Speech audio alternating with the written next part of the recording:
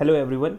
The topic which we are going to see is Samkhya school of thought या फिर Samkhya school of philosophy.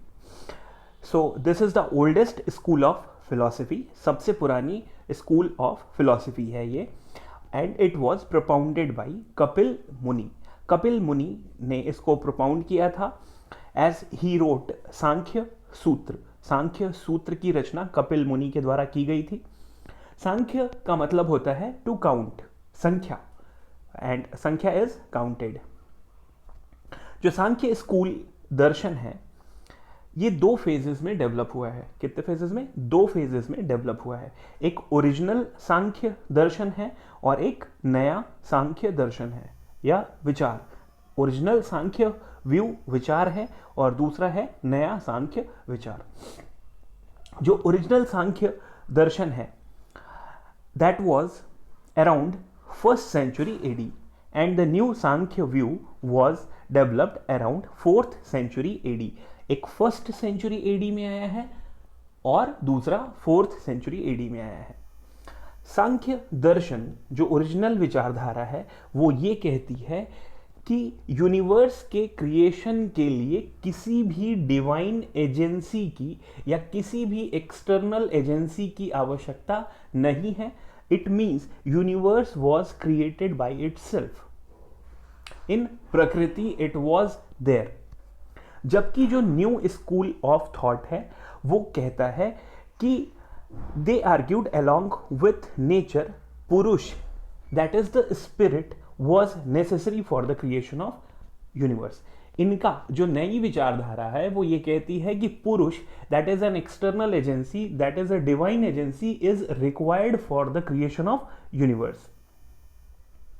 जबकि original view क्या कहता है कि there is no need of any external agency या किसी भी डिवाइन एजेंसी या किसी भी पुरुष जैसी चीज की आवश्यकता नहीं है यूनिवर्स के क्रिएशन के लिए. जो ओरिजिनल स्कूल ऑफ थॉट है, जो व्यू है, दैट हैड रैशनल, तार्किक and scientific approach for the creation of nature. जबकि जो नया स्कूल ऑफ थॉट है वो ज्यादा स्पिरिचुअल है for the creation of, in the view of creation of universe. जो ओरिजिनल है known as materialistic school of philosophy. जो ओरिजिनल है that is known as materialistic school of philosophy. जो दूसरा जो नया है that is considered to be more spiritual school of philosophy.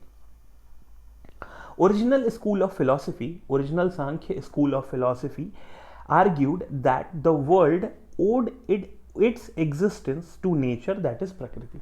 जो ओल्ड फिलॉसफी है उनका ये कहना है कि यूनिवर्स पहले से ही प्रकृति में मौजूद है.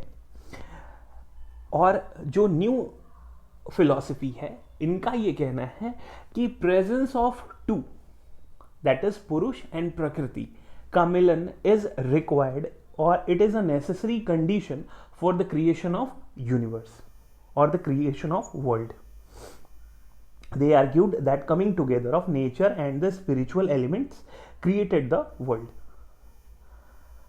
Both school of thought, that is old school of thought and new old school of thought, both considered that salvation is attained through acquisition of knowledge. अगर आपको salvation चाहिए, मुक्ति चाहिए, तो you need to acquire knowledge. और इनका ये कहना है या इनका ये मानना है कि lack of knowledge is the true reason for the misery of a man.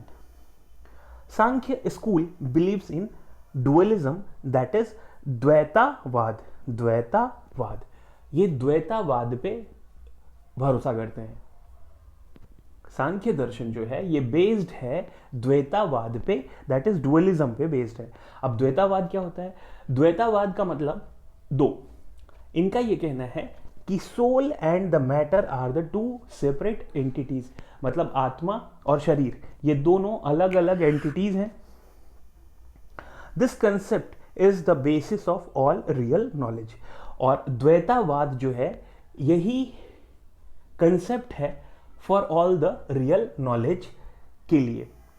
अब इनका कहना है, सांख्य दर्शन का कहना है कि जो नॉलेज है वो अटेन किया जा सकता है थ्रू 3 मेन कंसेप्ट्स।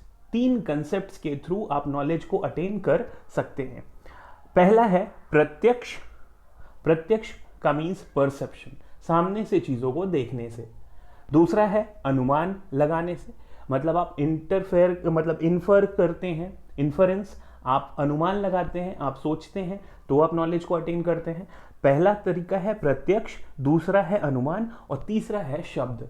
शब्द का मतलब आप सुनते हैं चीज़ों को तो आपको नॉलेज होता है। तो इनके हिसाब से 3 तरीके से हम नॉलेज को अटेन कर सकते हैं। फर्स्ट इज प्रत्यक्ष, सेकेंड इज अनुमान एंड थर्ड इज शब्द। अब फिर से वही बात है कि जो सांख्य स्कूल ऑफ दर्शन है is scientific system of inquiry. The final philosophy argued that Prakriti and Purush are the basis of reality and they are absolute and independent. जो फाइनल नई सांख्य दर्शन के व्यू के बाद जो फाइनल फिलॉसफी आई, that argued that the basis of reality are what? Purusha and Prakriti. Purusha जो है वो closer to the attribute of male, related to the consciousness and cannot be changed or altered।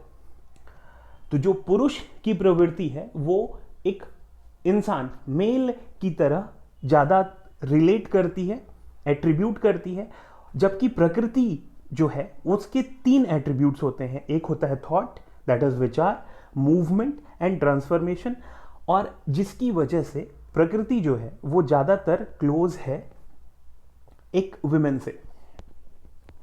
So hope you have enjoyed the lecture, आपको समझ में आया होगा। So thanks for watching the lecture, thank you.